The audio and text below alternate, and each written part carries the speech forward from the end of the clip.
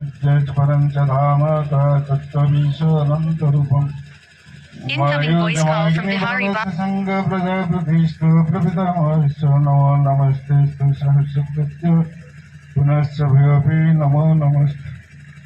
परमाराध्य गुरुदेव परम दयाल श्री श्री ठाकुर, परमाराध्य जगत जननी श्री श्री बड़मा, परम पूज्यपाल श्री श्री बड़दा, परम पूज्यपाल श्री श्री आचार्य श्री चरण कमले कोटि कोटि प्रणाम। गुरु परिवार प्रतिपत्तर कोटि कोटि प्रणाम।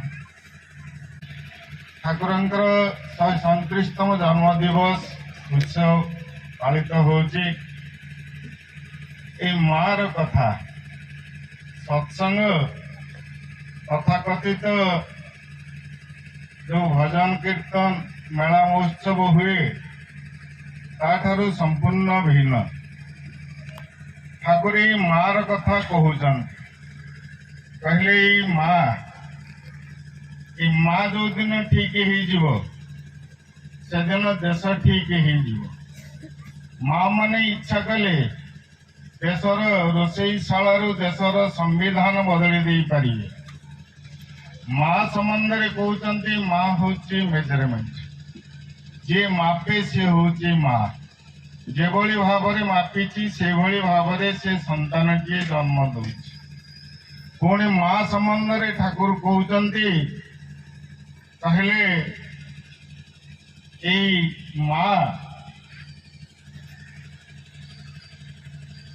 माँ को से दिन ठाकुर कहते ठाकुर को पचरा हो माँ भितर जहाँ देखा जाए से कथा तो पुरुष भितर देखा जाए ना। मार स्थान क्षीर आसवा मार ममता मार दया करुणा स्वतंत्रता कौन रही पुरुष और नारी भितर। ठाकुर कहले माँ भितर मांगानीज भावटा बेसी आ मो भितर मांगानीज भावटा बेसी से तार स्तन क्षीर आसी जाए मोर भी आसी जाए।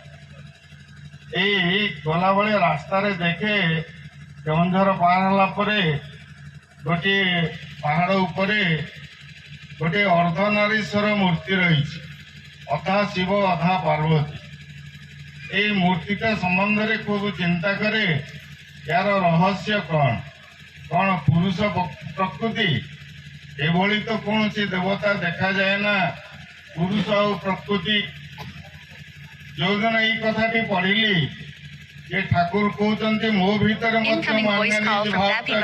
से दिन जानिली पुरुषोत्तम होती जेतु देशको तुम जिते समृद्धिशाली कर दियो जदि देश में सुसंतान जन्म न हुए भारतर सबुठार जो बड़ अवनति ये हूँ D generation decrease of generation. आज जन्मटा खराब हो जाए सुसंतान आज देश को जन्म हो पारना। से दिन जड़े विशिष्ट वैज्ञानिक ठाकुर पाखरे थिले ऋतिक आचार्य कृष्ण प्रसन्न भट्टाचार्य से देह रक्षा कर अशरीर आत्मा सी आसी ठाकुर को प्रार्थना कहले ठाकुर अनेक काम बाकी रहीगला मते आपण जन्म दियंतु। ठाकुर बसी छिड़ा हो पड़ी चतुर्दिग को आखि बुले आनुचन कहते आखि बुले आनी कहते मुझे भली माँ टीए पाऊना जो माँ गर्भरे तुम्हें जन्म नेब। तेणु आज चिंता करी देखंतु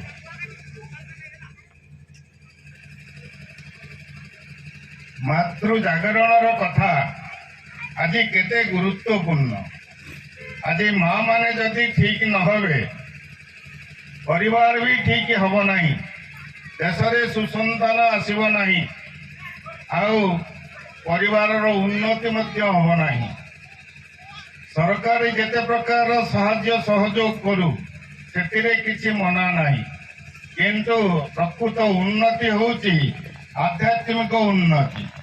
ठाकुर कहले प्रकृत उन्नति होची आध्यात्मिक उन्नति। ये भौतिक उन्नति होची रकेटबाजी उन्नति। जेभली मला समय पिंपुड़ीर पर लगी जाए ମରିବା ବେଳେ ପିମ୍ପୁଡ଼ିର ଯେଭଳି ପର ଲାଗିଯାଏ, ଭାବେ ମାଟିରେ ଥିଲି ଏବେ ଉଡ଼ିବି, କିନ୍ତୁ ତାର ପଛରେ ତାର ମୃତ୍ୟୁ ସନ୍ନିକଟ। ତେଣୁ ଯେତେ ପ୍ରକାର ଆମେ ଉନ୍ନତି ଦେଖେ, ଯଦି ଆଧ୍ୟାତ୍ମିକ ଉନ୍ନତି ନ ହୁଏ ତାହେଲେ ମଣିଷର ପ୍ରକୃତ ଉନ୍ନତି ହେବ ନାହିଁ। ଠାକୁର ପୁଣି କହୁଛନ୍ତି, ଏଇ ଜନ୍ମ, ଏଇ ମନୁଷ୍ୟ ଜନ୍ମଟା କେତେ ଯେ କଷ୍ଟ, ତାହା ଯଦି ତୁମେ ବୁଝିଥାନ୍ତ ତାହେଲେ ଆଜି ମୋତେ ତୁମକୁ ବୁଝେଇବାକୁ ପଡୁନଥାନ୍ତା। ଏ ମନୁଷ୍ୟ ଜନ୍ମ ପାଇଁ ଅନେକ ଜନ୍ମ ତପ ଫଳେ, ମନୁଷ୍ୟ ଜନ୍ମ ମହିତଳେ, କେତେ ଜନ୍ମର ତପସ୍ୟା ସାଧନା ବଳରେ ଆଜି ଆମେ ମନୁଷ୍ୟ ଜନ୍ମଟିଏ ପାଇଛନ୍ତି। ଏ ମନୁଷ୍ୟକୁ ଶିକ୍ଷା ଦେବା ପାଇଁ, ସଂସ୍କାର ଦେବା ପାଇଁ ପ୍ରତି ଯୁଗେ ଯୁଗେ ଧରାପୃଷ୍ଠେ ତାଙ୍କୁ ଆସିବାକୁ ପଡ଼ିଥାଏ। ଏ ସୃଷ୍ଟିରେ ତିନି ପ୍ରକାର ଦେଖାଯାଏ। ତିନି ପ୍ରକାର, ଗୋଟିଏ ହେଲା ପ୍ରାଣୀ ଜଗତ, ଆଉ ଗୋଟିଏ ହେଲା ଉଦ୍ଭିଦ ଜଗତ, ଆଉ ଗୋଟିଏ ହେଉଛି ମନୁଷ୍ୟ ଜଗତ। ଉଦ୍ଭିଦ ଜଗତରେ ଆଜି ବ୍ୟତିକ୍ରମ ନାହିଁ। ଆଉ ଏ ପ୍ରାଣୀ ଜଗତରେ ଗୋରୁଟା ଘାସ ନ ପାଇଲେ ମଣିଷ ଖାଇଯାଉ ନାହିଁ। ପ୍ରାଣୀ ଜଗତରେ ବ୍ୟତିକ୍ରମ ନାହିଁ।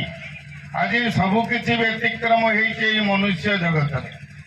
ଏଇ ମନୁଷ୍ୟକୁ ଠିକ କରିବା ପାଇଁ ଯୁଗେ ଯୁଗେ ଭଗବାନଙ୍କୁ ଏଇ ମଣିଷ ରୂପରେ ଆସିବାକୁ ପଡ଼ିଥାଏ। ଶ୍ରୀ ଶ୍ରୀ ଠାକୁର କହୁଛନ୍ତି, ଏ ପୁରୁଷୋତ୍ତମ ଯଦି କଷ୍ଟ କରି ଧରାପୃଷ୍ଠକୁ ନ ଆସିଥାନ୍ତେ ତାହେଲେ ଈଶ୍ୱରଙ୍କୁ ବୁଝିବା ମନୁଷ୍ୟ ପାଖରେ କୌଣସି ଉପାୟ ନଥିଲା।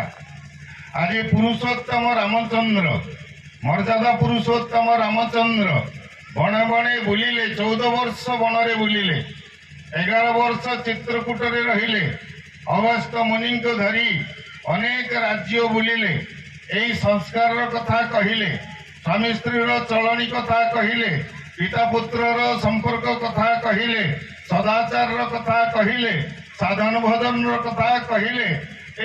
ତାଙ୍କ ଜୀବନରେ ଯୋଉ ଦୁର୍ବିସହ, ତାଙ୍କ ଜୀବନଟା ଯେତେ କଷ୍ଟଦାୟକ ଆମେ ପୁରାଣ ପୃଷ୍ଠାରୁ ଜାଣୁଛନ୍ତି। ଭଗବାନ ଶ୍ରୀକୃଷ୍ଣ ଲୀଳା ପୁରୁଷୋତ୍ତମ, ସେ ଯେ ଆସି ଜୀବନରେ କେତେ କଷ୍ଟ ସହିଲେ, ଗୋଟିଏ ତାର ଉଦାହରଣ ହେଉଛି 80 ବର୍ଷ ବୟସରେ ଅର୍ଜୁନଙ୍କ ରଥରେ ସାରଥି ହେବା। ଚିନ୍ତା କରନ୍ତୁ, ଯିଏ ଭଗବାନ ଆଜି 80 ବର୍ଷ ବୟସରେ ସେ ଅର୍ଜୁନଙ୍କ ରଥରେ ସାରଥି ହେବା। ଆଜି ପରମ ଦୟାଲ ଶ୍ରୀ ଶ୍ରୀ ଠାକୁର ଯୋଉ ବୟସରେ ନାତି ନାତୁଣୀ ଧରି ଲୋକ ଆନନ୍ଦ କରେ, ମଜା କରେ, ସୁଖରେ ରହେ, ସେଇ 58 ବର୍ଷ ବୟସରେ ପାବନ ହିମାୟତପୁର କୋଟି କୋଟି ଟଙ୍କାର ସମ୍ପତ୍ତିକି ଛାଡ଼ି ଦେଇ ଏକ ବସ୍ତ୍ରରେ ସେ ଚାଲି ଆସିଲେ ଏଇ ଦେବଘର ଧାମକୁ। ତେଣୁ ଏଇ ପୁରୁଷୋତ୍ତମ ଯଦି ଆସି କଷ୍ଟ କରି ନ କରିଥାନ୍ତେ, ଧର୍ମକୁ ଆଚରଣ ଭିତରେ ଦେଖେଇ ନଥାନ୍ତେ, ତାହେଲେ ଆଜି ଆମମାନଙ୍କର ଜୀବନ ଏଇ ପଶୁର ଜୀବନ ସହିତ ଆଜି ଆମମାନେ ବୁଲୁଥାନ୍ତେ। ତେଣୁ ଏତେ କଷ୍ଟ କରି ଆସିବାର ତାଙ୍କର ଉଦ୍ଦେଶ୍ୟ ହେଉଛି ଏଇ ଲୋକ ଚେତନା, ଏଇ ମନୁଷ୍ୟ ଭିତରେ ମନୁଷ୍ୟକୁ ଜାଗ୍ରତ କରିବା। ସେଦିନ ଜଣେ ସାମ୍ବାଦିକ ଆସିଛନ୍ତି, ସୁଧୀର ମିଶ୍ର, ଆସି ଠାକୁରଙ୍କୁ ପଚାରୁଛନ୍ତି, ଠାକୁର ଆପଣଙ୍କର ମିଶନର ଉଦ୍ଦେଶ୍ୟ କ'ଣ? ଠାକୁର କହିଲେ, ଏଇ ମଣିଷ ଭିତରେ ମଣିଷ ପଣିଆଟାକୁ ଜଗେଇବା ହେଲା ମୋର ମିଶନର ଉଦ୍ଦେଶ୍ୟ। ଆମେ ତ ମଣିଷ, ଆମ ଭିତରେ ପୁଣି ମଣିଷ ପଣିଆ କ'ଣ? ଏ ମଣିଷ ପଣିଆ ମଣିଷ ଭିତରେ ଯେ କ'ଣ ଅଛି ଆମକୁ ଜଣା ନାହିଁ। ଏ ଆହାର ନିଦ୍ରା ଭୟ ମୈଥୁନ, ୟା ବ୍ୟତୀତ ମଣିଷର ଆଉ ଗୋଟିଏ ସ୍ୱତନ୍ତ୍ର ଜିନିଷ କିଛି ରହିଛି, ସେ ସମ୍ବନ୍ଧରେ ମୋର ଜ୍ଞାନ ନାହିଁ। ଆଜି ଠାକୁର କହୁଛନ୍ତି, ଏଇ ଯୋଉ ପଞ୍ଚ ଇନ୍ଦ୍ରିୟ ରହିଛି, 25 ପ୍ରକୃତି ରହିଛି, এই ଇନ୍ଦ୍ରିୟ ମାନଙ୍କୁ ତୁମକୁ ନିୟନ୍ତ୍ରଣ କରିବା ପାଇଁ ପଡ଼ିବ। এই ଇନ୍ଦ୍ରିୟ ମାନଙ୍କୁ ନିୟନ୍ତ୍ରଣ କଲେ କ'ଣ ହୁଏ ଠାକୁର ଆଚରଣ କରି ଦେଖାଉଛନ୍ତି।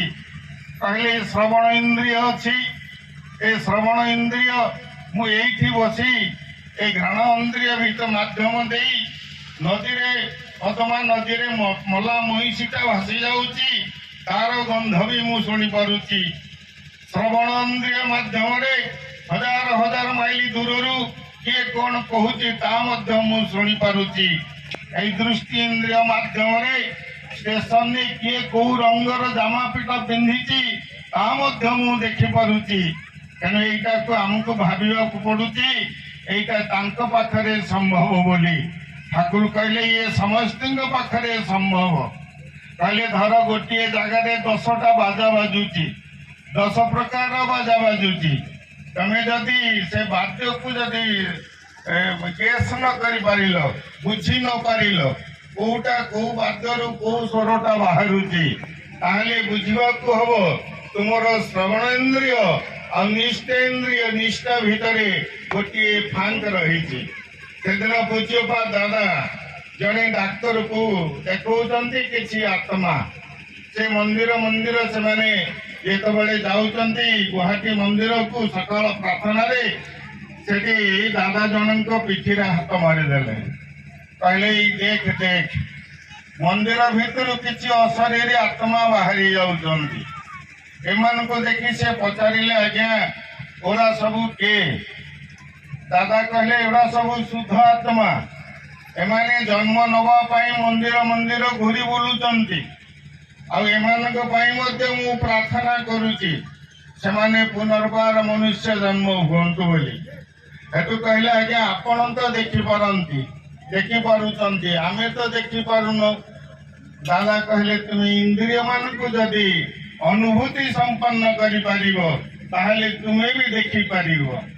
ତେଣୁ ଏ ମଣିଷ ଜନ୍ମ ଭିତରେ କେତେ ଯେ ଶକ୍ତି ରହିଛି, ଯାହା ଅଛି ବ୍ରହ୍ମାଣ୍ଡେ ତାହା ଅଛି ଏଇ ଭାଣ୍ଡେ। এই ମଣିଷ ଶରୀର ଭିତରେ ଏ ବିଶ୍ୱ ବ୍ରହ୍ମାଣ୍ଡ ରହିଛି। ସେଦିନ ଠାକୁର ବସିଛନ୍ତି ଯୋଉ ମାଣିକପୁର ଆଜି ଆମେ ଯାଉଛନ୍ତି, ସେ ମାଣିକପୁରରେ ଠାକୁର ବସିଛନ୍ତି।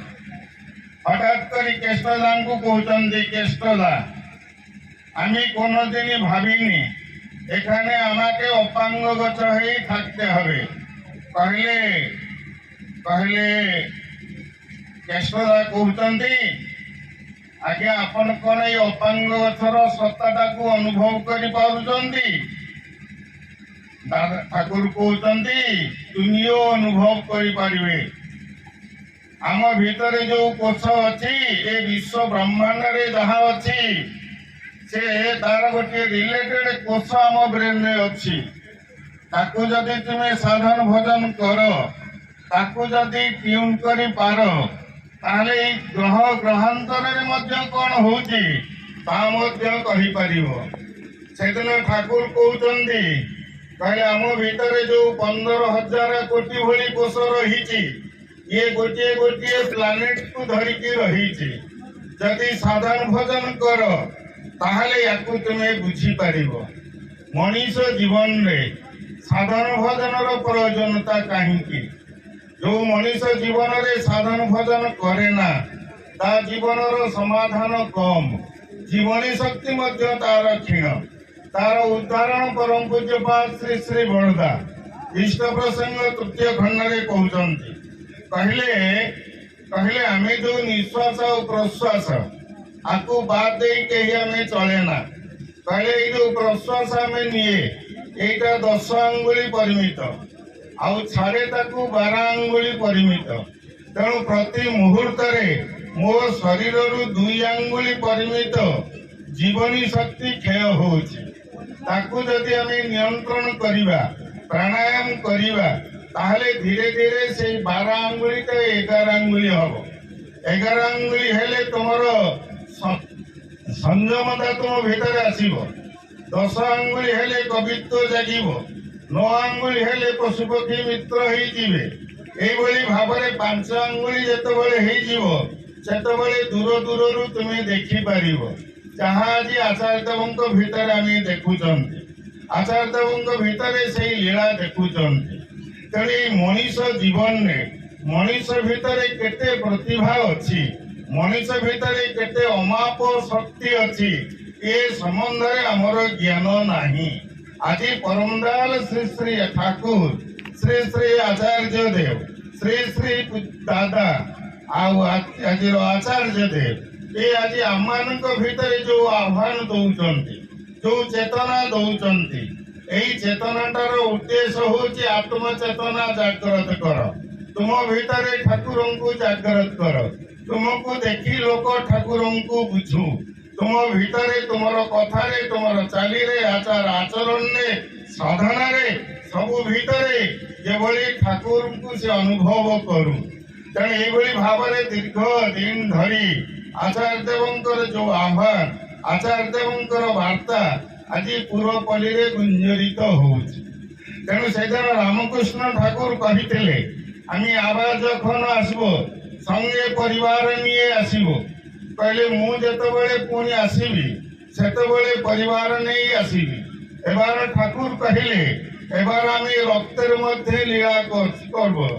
আজি পরিবার ভিতরে দেই আজি সেই লীলা করুচন্তি। তেণু পরমদয়াল শ্রী শ্রী ঠাকুর আজি দয়া করি এ ধরাপৃষ্ঠକୁ আজি আসিচন্তি। ପୂଜ୍ୟପାଦ ଦାଦାଙ୍କର ଯୋଉ କଥା ସେ କଥା କହିଲେ ନିଜକୁ ନିଜେ ବିସ୍ମିତ ଲାଗେ। ପୂଜ୍ୟପାଦ ଦାଦା କହୁଛନ୍ତି, ଦାଦା କହିଲେ আমি অনেকবার আসিছি কিন্তু বাবার ঠাকুর তিনি কিন্তু প্রথম করে আসলেন। କହିଲେ আমি অনেকবার আসিছি ଆଉ ଶ୍ରୀ ଶ୍ରୀ ବଡ଼ଦା ଆଉ ଶ୍ରୀ ଶ୍ରୀ ଠାକୁର ଏ ପୃଥିବୀକି ପ୍ରଥମ କରି ସେ ଆସିଛନ୍ତି। সেদিন ঠাকুর মধ্যে সেই কথা কহিলে কহিলে আগে কেউ আমার মতো দেখেনি পরেও কেউ দেখবে না। কহিলে এবার যে আসিছি এবার যে লীলা করুছি এ লীলা কিন্তু আগে কেহি দেখি নাই। তেণু এবার পরম পিতা সেদিন ପୂଜ୍ୟପାଦ ଦାଦା শ্রী শ্রী ଠାକୁରଙ୍କ ସମ୍ବନ୍ଧରେ କହୁଛନ୍ତି। କହିଲେ ଭଗବାନ ଅନେକ ଆସିଛନ୍ତି, ଅବତାର ଅନେକ ଆସିଛନ୍ତି, ସଦ୍ଗୁରୁ ମଧ୍ୟ ଅନେକ ଆସିଛନ୍ତି, କିନ୍ତୁ যিনি ঈশ্বর ଯିଏ ଈଶ୍ୱର সেই ইষ্ট আজি সেই ଧରାପୃଷ୍ଠକୁ ନେଇ ଆସିଛନ୍ତି। ଏ ଜଗତଟା ହଉଛି ଈଶ୍ୱରଙ୍କର ଖେଳା। ଯାହାକୁ ଯେପରି ନଚାନ୍ତି ସେ ସେପରି ନାଚନ୍ତି। ତେଣୁ ଏଇ ଈଶ୍ୱର ଆଜି ସର୍ବଭୂତରେ ଯୋଉ ଈଶ୍ୱର ଅଛନ୍ତି, ଈଶ୍ୱର ସର୍ବଭୂତାନି ହୃଦୟତେ ତିଷ୍ଠତି ଅର୍ଜୁନ, ଯୋଉ ଈଶ୍ୱର ସକଳ ଘଟରେ ଅଛନ୍ତି ସେଇ ଈଶ୍ୱର ଆଜି ସ୍ୱୟଂ ବିରାଜମାନ କରିଛନ୍ତି। ତେଣୁ ଏଇ ଯୋଉ ନାମ ଆଉ ନାମୀ ଗୋଟିଏ ମୁହୂର୍ତ୍ତରେ ଯୋଉ ସଦ୍ଗୁରୁଙ୍କର ଦୀକ୍ଷା ହୁଏ, ଯୋଉ ଦୀକ୍ଷା ଆମେ ପାଏ ମାତ୍ର ସାମାନ୍ୟ କିଛି ମୁଦ୍ରା ଦେଇ ଦକ୍ଷିଣା ପ୍ରଣାମ ଦେଇ ଯୋଉ ଗୋଟିଏ ମୁହୂର୍ତ୍ତରେ ଆମେ ଦୀକ୍ଷା ପାଏ, ସେଇ ଗୋଟିଏ ମୁହୂର୍ତ୍ତରେ ଆମେ ଯାହା ପାଏ ସେ ସମ୍ବନ୍ଧରେ ଚିନ୍ତା କରାଯାଇପାରେ ନା। ସେଇ ଗୋଟିଏ ମୁହୂର୍ତ୍ତରେ ଆମେ ଈଶ୍ୱରଙ୍କୁ ପାଉ, ଏ ଶୂନ୍ୟ ମନ୍ଦିରରେ ପ୍ରଭୁଙ୍କୁ ଆମେ ପ୍ରାପ୍ତ ହଉ। ତେଣୁ ଏଇ ଯୋଉ ଈଶ୍ୱର ଆଜି ଆମ ଭିତରେ ଯେ ଲୀଳା କରୁଛନ୍ତି ଏ କଥାଟି ଆଜି ପ୍ରତିଟି ସତ୍ସଙ୍ଗୀ ଏ ମର୍ମେ ମର୍ମେ ଆକୁ ଅନୁଭବ କରେ। ସେଦିନ ଠାକୁରଙ୍କ ପାଖରେ ପ୍ରଶ୍ନ ହଉଛି, କଥା ଚାଲିଛି, କଥା ଭିତରେ କହୁଛନ୍ତି, କହିଲେ ଏଇ ଶରୀର ଭିତରେ ଏଇ 3.5 ହାତ ଶରୀର ଭିତରେ ଏଇଠି ଆତ୍ମା ଅଛି, ଏଇଠି ପରମାତ୍ମା ଅଛନ୍ତି। ଏଇ ଗୋଟିଏ ଶରୀରରେ ଏଇଠି ଆତ୍ମା ଆଉ ପରମାତ୍ମାଙ୍କର ମିଳନ ହଉଛି। କିନ୍ତୁ ଗୋଟିଏ ଶରୀରରେ ସିନା ଅଛନ୍ତି କିନ୍ତୁ ଲକ୍ଷ ଯୋଜନ ଦୂରରେ, ଲକ୍ଷ ଯୋଜନ ଏଇ ଶରୀରଟା 3.5 ହାତ କିନ୍ତୁ ଏଇଠି ଆତ୍ମା ଆଉ ପରମାତ୍ମା ଥିଲେ ମଧ୍ୟ ଲକ୍ଷ ଯୋଜନ ଦୂରରେ। ସେଥିପାଇଁ ଠାକୁର କହିଲେ ତୁମେ ଟିକେ ଷ୍ଟ୍ରେଜ ହୁଅ, ତୁମେ ଟିକେ ଷ୍ଟ୍ରେଜ ହୁଅ, ତୁମେ ଟିକେ ଭିତରକୁ ଲମ୍ବ। ଆଜି ଯୋଉ ନିୟମିତ ଭାବରେ ନାମ ଧ୍ୟାନର କଥା କହିଲେ, ଜପ ଧ୍ୟାନର କଥା କହିଲେ, ତୋର ଭିତରକୁ ଟିକେ ଦେଖେ, ଏ ଭିତର ଆଡକୁ ଟିକେ ଗତି କର। ତେଣୁ ଏଇ ଯୋଉ ଦୀକ୍ଷା ମାଧ୍ୟମରେ ଠାକୁର এই কথাটি କହିଲେ, ଆଜି ପର୍ଯ୍ୟନ୍ତ ଶାସ୍ତ୍ରରେ କିନ୍ତୁ এই କଥାଟା ଆମେ ପଢି ନଥିଲୁ। ଠାକୁର ଗୋଟେ ଇଂରାଜୀ ବାଣୀରେ ତାର କହୁଛନ୍ତି to be initiated is to be born again। କହିଲେ ତୁମେ ଯଦି ସଦ୍ଗୁରୁଙ୍କର ଦୀକ୍ଷା ନେଇଛ ଆଉ ସଦ୍ଗୁରୁଙ୍କର ପଥରେ ଚାଲିଛ ନିଶ୍ଚୟ ଜାଣ ତୁମର ଜନ୍ମ ଆଉ ଥରେ ମନୁଷ୍ୟ ଜନ୍ମ ତୁମର ଅଛି। ତେଣୁ ଏଇ ଗୋଟିଏ ଜନ୍ମରେ ଆଜି ଠାକୁର ଚରମ ସମାଧାନ ଦେଲେ। ବ୍ୟକ୍ତି ଜୀବନ ନେଇ ରାଷ୍ଟ୍ର ଜୀବନ ପର୍ଯ୍ୟନ୍ତ ଚରମ ସମାଧାନ ଦେଇଛନ୍ତି। ସମୟର ଅତିକ୍ରମ ଠାକୁର ଗୋଟିଏ କଥାରେ କହିଲେ, ସେଦିନ ଠାକୁରଙ୍କ ପାଖରେ ସବୁ ବସିଛନ୍ତି, ଜଣେ ମା ତାର ଦୁଃଖର କଥା କହୁଛି, ଦୁଃଖର କଥା କହି କାନ୍ଦି ପଡୁଛି। ଠାକୁରଙ୍କୁ ଦେଖି ମାଙ୍କର କାନ୍ଦ ଦେଖି ଠାକୁରଙ୍କର ଆଖିରୁ ଲୁହ ବୋହି ଯାଉଛି। ଏ କଥା ଦେଖି ଭକ୍ତ ପଚାରୁଛନ୍ତି, କହିଲେ ଆପଣ ତ ଆଜ୍ଞା ସର୍ବଜ୍ଞ, ଆପଣ ତ ସର୍ବଦ୍ରଷ୍ଟା, ଆପଣ ତ ସବୁ କିଛି ଆପଣଙ୍କର ଇଙ୍ଗିତରେ ଚାଲିଛି, ପୁଣି ଏଭଳି ଲୋକଙ୍କର ଦୁଃଖ ଦୁର୍ଦ୍ଦଶା ଶୁଣିଲେ ଏଭଳି ଅସହାୟ କାହିଁକି ହେଇ ଉଠନ୍ତି? ଠାକୁର କହିଲେ আমি নিজেকে হারাই ফেলেছে, କହିଲେ আমি নিজেকে হারাই ফেলেছে, ମୋ ହାତରେ ମୁଁ କିଛି ରଖି ନାହିଁ। ମାକୁ କହିଲି ହୋମିଓପାଥିକ ଚିକିତ୍ସା ନ କରିବା ପାଇଁ, ମୋ କଥା କିନ୍ତୁ ମାନିଲା ନାହିଁ, ମାକୁ ହରେଇବାକୁ ପଡ଼ିଲା। ଝିଅକୁ କହିଲି ବାପ ଘରକୁ ଶାଶୁ ଘରକୁ ନ ପଠେଇବା ପାଇଁ, ମୋ କଥା ମାନିଲା ନାହିଁ, ଝିଅକୁ ମଧ୍ୟ ହରେଇବାକୁ ପଡ଼ିଲା। ଆଜି ପରମ ପିତା ତାଙ୍କର ବିଧାନ ଭିତରେ ଦେଇ ତାଙ୍କର ନିର୍ଦ୍ଦେଶ ଆଶୀର୍ବାଦ ଆଜି ଦେଇଗଲେ। ଯିଏ ତାଙ୍କର ଏଇ ନିର୍ଦ୍ଦେଶକୁ ଯେତେ ଟିକେ ପାଳିବ ତାଙ୍କର ଆଶୀର୍ବାଦ ସେ ଅନୁଭବ କରିବ। ଠାକୁର କହିଲେ ଆଲୋଚନା ପ୍ରସଙ୍ଗ ଭିତରେ ମୋର ସାଙ୍ଗରେ ଆଲୋଚନା ପଢିଲେ ମୋର ସାଥିରେ ସେ ରହିଲା ଭଳି ନିଜକୁ ଅନୁଭବ କରିବ। ତେବେ ଯାହା ବି ହଉ ବର୍ତ୍ତମାନରେ ଯେ ଆଚାର୍ଯ୍ୟ ଦେବ ଆଜି ଯେ ଲୀଳା କରୁଛନ୍ତି ତାଙ୍କ ସମ୍ବନ୍ଧରେ ଦୁଇଟି କଥା ମୋର ମନେ ପଡେ। ନିଜର କଥା ତ ଅନେକ ରହିଛି। ପରମ ପୂଜ୍ୟ ଶ୍ରୀ ଶ୍ରୀ ବଡ଼ଦା କିଭଳି ଭାବରେ ମତେ ଜୀବନ ଦାନ ଦେଲେ, ଇଏ ତ ଗୋଟିଏ ବିରାଟ ଇତିହାସ। ପୂଜ୍ୟପାଦ ଦାଦାଙ୍କ ପାଖରେ ମଧ୍ୟ ଦେଖିଲି ଯେ କିଭଳି ଭାବରେ ସେ ସିଦ୍ଧ ପୁରୁଷ 2019 ମସିହାର କଥା କାଲି ଭଳି କଥା ମନେ ପଡୁଛି। ଡାକ୍ତର କହିଲା କାଟ୍ରାକ୍ଟ ହେଇଛି, ତୁମକୁ ଆଖି ଅପରେସନ କରିବାକୁ ପଡିବ। ଯେତେବେଳେ ମୁଁ ଯାଇ ଦାଦାଙ୍କୁ କହିଲି, ମୁଁ କହିଲି ଆଜ୍ଞା ଡାକ୍ତର বলছে আমার চোখটা অপারেশন করবে। দাদা ମୋ ଆଡେ ଚାହିଁଥିଲେ, ହଠାତ୍ କୋଉରୁ ଆଡେ ମୁହଁ କରିକି କହୁଛନ୍ତି শুধু শুধু চোখটা কাটবে। ତାପରେ କରୋନା ପଡିଗଲା। 2022 ଜାନୁଆରୀରେ ଯେତେବେଳେ ଗଲି ସେ ହସ୍ପିଟାଲକୁ, ସେ ମୁଁ ଭାବିଲି ବୋଧେ ଅପରେସନ ଷ୍ଟେଜଟା ବହୁତ ପ୍ରୟୋଜନ ହେଇଥିବ। ସେ ଡାକ୍ତର କିନ୍ତୁ ଅପରେସନର କଥା କହୁନାହିଁ। ପରବର୍ତ୍ତୀ ସମୟରେ ତାର ପୁରୁଣା ରିପୋର୍ଟ ଦେଖେଇଲି। ମୁଁ କହିଲି ଆଜ୍ଞା ଏଇଟା ଆପଣଙ୍କର ତ ଥିଲା। କହିଲା ହଁ, କେମିତି ଆପଣଙ୍କର ଭଲ ହେଇଗଲା? ଆପଣଙ୍କର ତ କାଟ୍ରାକ୍ଟ ଅପରେସନ ଷ୍ଟେଜରେ ଥିଲା, କେମିତି ଭଲ ହେଲା? ମୁଁ କହିଲି ଆଜ୍ଞା ସେମିତି କିଛି ମୁଁ ଔଷଧ ଖାଇ ନାହିଁ, ଏଇ କରୋନା ସମୟରେ ତ ଘରେ ରହିବା ହେଲା। ତେଣୁ ସେ ଆଚାର୍ଯ୍ୟଦେବଙ୍କ ପାଖରେ ନିବେଦନ କରିଥିଲି। ଭାଇ ଜଣକ ଥିଲେ ମୁସଲିମ, ତେଣୁ ସେ ଏଇ କଥାଟି ଶୁଣି କଲମଟି ଟେବୁଲ ଉପରେ ଥୋଇ ଦେଇ କହୁଛନ୍ତି, କହିଲେ ଆପଣମାନେ କେଡ଼େ ଭାଗ୍ୟବାନ, ଆଜି ଏଭଳି ମହାପୁରୁଷଙ୍କର ସଙ୍ଗ କରୁଛନ୍ତି ଯାହାଙ୍କ ପାଖରେ ନିବେଦନ ମାତ୍ରେ ସେ ଆପଣଙ୍କର ରୋଗ ହରଣ କରି ନେଉଛନ୍ତି। এই ঘটনা শ্রী শ্রী ঠাকুরଙ୍କ ପାଖରେ ଦେଖା ହଉଥିଲା। ରୋଗୀ ଆସି ରୋଗର କଥା କହୁଥିଲା, ସାଙ୍ଗେ ସାଙ୍ଗେ 2 ପାନ ଔଷଧ କରା ହଉଥିଲା। ରୋଗୀକି ଗୋଟେ ପାନ ଧୁଆ ହେଉଥିଲା, ଆଉ ଗୋଟିଏ ପାନ ଠାକୁରଙ୍କୁ ଦିଆ ହଉଥିଲା। ଯୋଉ ମୁହୂର୍ତ୍ତରେ ରୋଗର କଥା ଶୁଣୁଥିଲେ ସେଇ ମୁହୂର୍ତ୍ତରେ ରୋଗ ଠାକୁରଙ୍କ ଦେହକୁ ମଧ୍ୟ ଚାଲି ଆସୁଥିଲା। এইଭଳି ଭାବରେ କେତେ କେତେ ଘଟଣା, କେତେ କେତେ ଭକ୍ତଙ୍କର ଜୀବନର ଅନୁଭୂତି କହିଲେ ଶେଷ କରାଯାଏ ନା। এই 2023 ମସିହାର କଥା, ଗତ ବର୍ଷର କଥା। ଗତ ବର୍ଷ ହଠାତ୍ କରି ମୋର ଏଇ ଗ୍ଲାଣ୍ଡରେ ଗୋଟେ ସିଷ୍ଟ ବାହାରିଲା। ସିଷ୍ଟଟା ଡକ୍ଟର ମହାନ୍ତି କଟକ ମେଡିକାଲର ଯେ ଥାଇରଏଡ ଡିପାର୍ଟମେଣ୍ଟର ଡକ୍ଟର ଅରୁଣ ମହାନ୍ତି ଯେ ଏଚଓଡି, ସେ କହିଲେ ଅପରେସନ ଛଡା ୟାର ବିକଳ୍ପ କିଛି ନାହିଁ।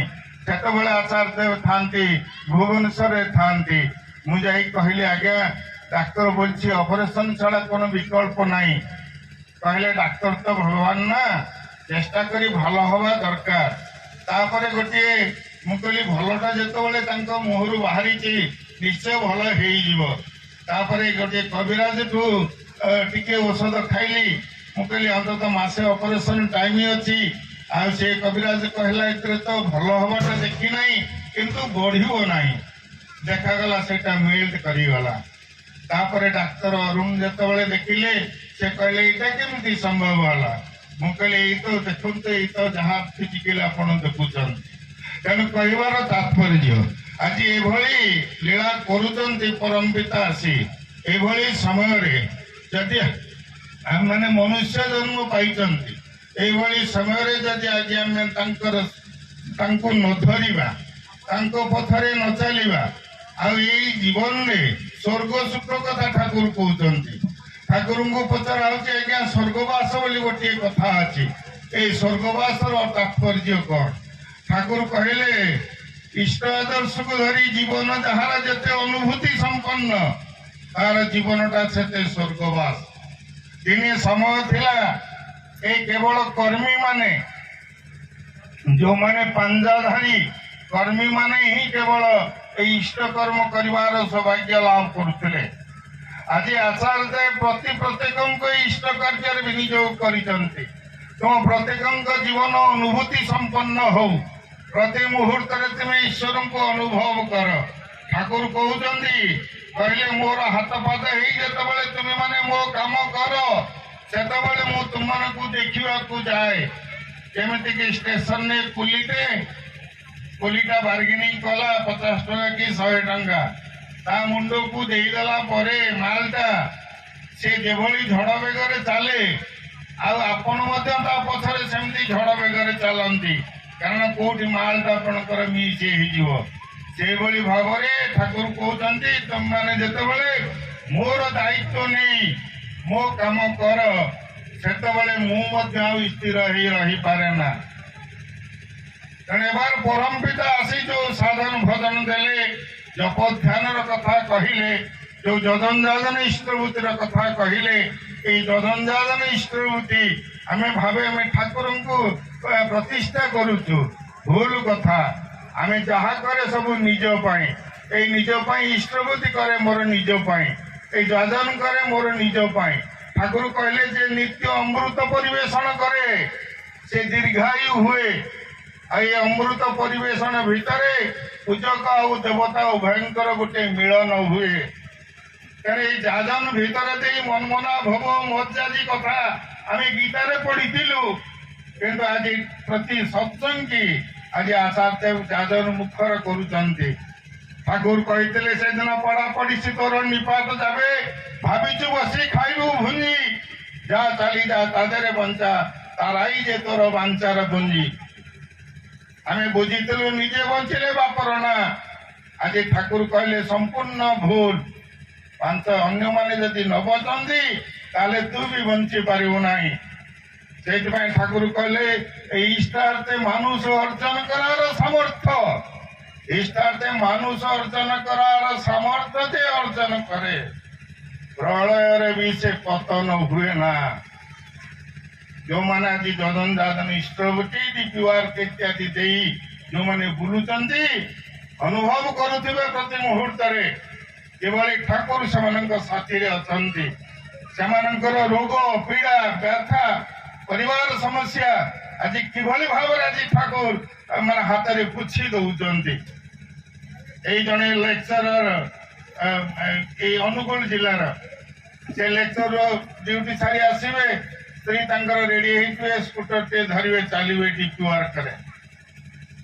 ହଠାତ୍ ଦିନେ ତାଙ୍କର ଝିଅ ଯାଇଛି +2 ପରେ ଭୁବନେଶ୍ୱରରେ କୋଚିଂ ନଉଛି। ସେଦିନ ଗଣେଶ ପୂଜା ଅଛି, ଛୁଟି ଅଛି, ସବୁ ହଷ୍ଟେଲରେ ପିଲାମାନେ ବାହାରିଲେ ବୁଲିବା ପାଇଁ। ଇଏ ଆସି ଛକରେ ବସିଛନ୍ତି, ସମସ୍ତେ ପଳେଇଲେ ରାମ ମନ୍ଦିର, ଇଏ ଭାବୁଛନ୍ତି ମୁଁ ଟିକେ ଯିବି ସତ୍ସଙ୍ଗ ମନ୍ଦିର। ହେଲେ ଦେଖି ନାହିଁ 15-16 ବର୍ଷର ଛୁଆଟିଏ, ସେ କଣ ବା ଦେଖିଛି। ତାପରେ ଝିଅ ପିଲା, ତେଣୁ ବସି କାନ୍ଦୁଛି। ହଠାତ୍ ଏଇ ସମୟରେ ଜଣେ ମା ଆସିଛି। ମାଟିଏ ଶାଢୀ ଧଳା ଶାଢୀ ଇତ୍ୟାଦି ପିନ୍ଧି ଆସିଛି। ତାକୁ କହିଲା କୁଆଡେ ଯିବୁ ମା? ମନ୍ଦିରକୁ ଯିବୁ, ବସ୍। ଅଟୋରେ ବସିଲେ, ଗଲେ ମନ୍ଦିର। ଫାଙ୍କା ଅଛି ମନ୍ଦିର ଚାରିଆଡେ। ଠାକୁରଙ୍କୁ ପ୍ରଣାମ କଲେ, ମାଙ୍କ ମନ୍ଦିରରେ ପ୍ରଣାମ କରୁଛନ୍ତି, ଆଉ ସେ ମାକୁ କେହି ଦେଖିବାକୁ ପାଉନାହାନ୍ତି। ତେଣୁ ସେତେବେଳେ ସେ ସମସ୍ତେ ଖୁବ ଏଇ କଥାଟା ଆଲୋଚନା ହେଇଗଲା। ସମସ୍ତେ ଖୋଜିଲେ ଫାଙ୍କାଟା, କୁଆଡେ ଗଲେ ମା? ସମସ୍ତେ ଅନୁଭବ କଲେ ତୁମ ସାଥିରେ ମା ହିଁ ଥିଲେ।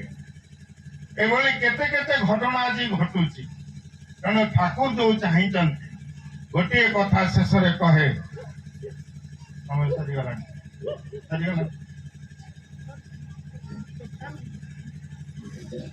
ଶେଷରେ ଗୋଟିଏ କଥା, କୋଉଦିନ ପରଫେକ୍ଟ ହବ, ତୁମମାନଙ୍କ ଭିତରେ ଠାକୁରତ୍ୱ ଜାଗିବ, ତୁମେ ବାକ୍ସିଦ୍ଧି ହବ, ତୁମର ଘର ବୈକୁଣ୍ଠ ହବ, ତୁମର ଘରେ ଦେବ ସନ୍ତାନ ଜନ୍ମ ନେବେ, लोक तुमको भरोसा कर विश्वास कर परफेक्शन कथा मु भावुची ये परफेक्शन कथाटा एते व्यापक ठाकुर को पचार होची आज्ञा तार एंडिंग टा क्यों ठाकुर कहले परफेक्शन आरंभ अच्छी सीना तार किंतु शेष ना तेणु ये जो परफेक्शन दिगरे आज आम बंची थाई जदि से परफेक्शन दिगरे जेते आगेबा थे मैट्रिक पास कले आ मैट्रिक परीक्षा देवाक पड़ो ना यही जन्म आम परफेक्शन दिगरे साधन दिगरे जी बाट आगे गले ध्रुव सत्य या पर जो जन्म तार उच्च स्तर रे मोर हम ये परफेक्शन कथा से दिन कहवाक जाई ठाकुर केमी भाव में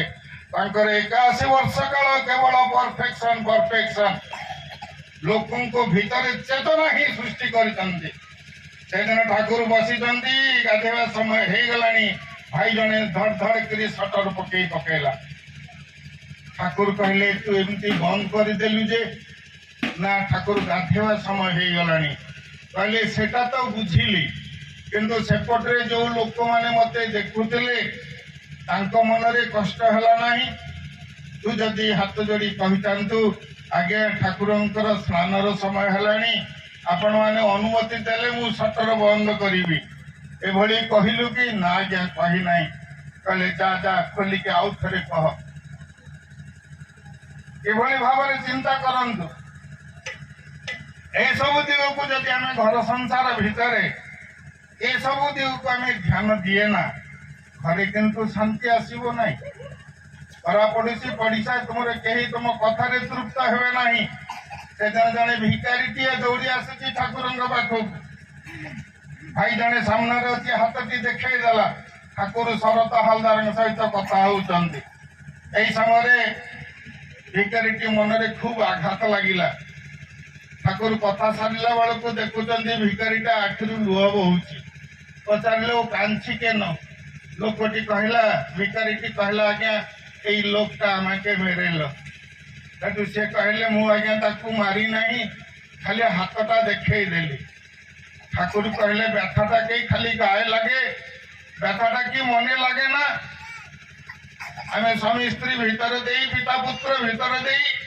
आम जो कथा करू बापा को केते कष्ट हो स्वामी के केते कष्ट हो स्त्री की केते कथाटा कष्ट हो ये कथा दिगरे आम दिने चिंता भी करना धर्मर कथा हो आचर परम धर्म कथा रही वेदरे सेदिन पूज्यपाद ये हजार घटना रही श्री श्री ठाकुर सेदिन श्री श्री बड़दा पाखे कहले ये जो आचरण टी जो ठीक न हुए मनीष जीवन बहुत दिगर भूल हो जाए से दिन आसी आसाम जड़े प्रवीण कर्मी कामिनी डेका श्री श्री बड़दा कहले तू षोड़शी भवन में रही जा से किंतु जड़े बंधु कहले कहले ये तो रही व्यवस्था भल ना मु होटेल करदे तुम होटेल को चली जाओ से होटेल को चली गले होटेल राति रही आटाजिका चोरी हो गला तेणु श्री श्री बड़दा कहते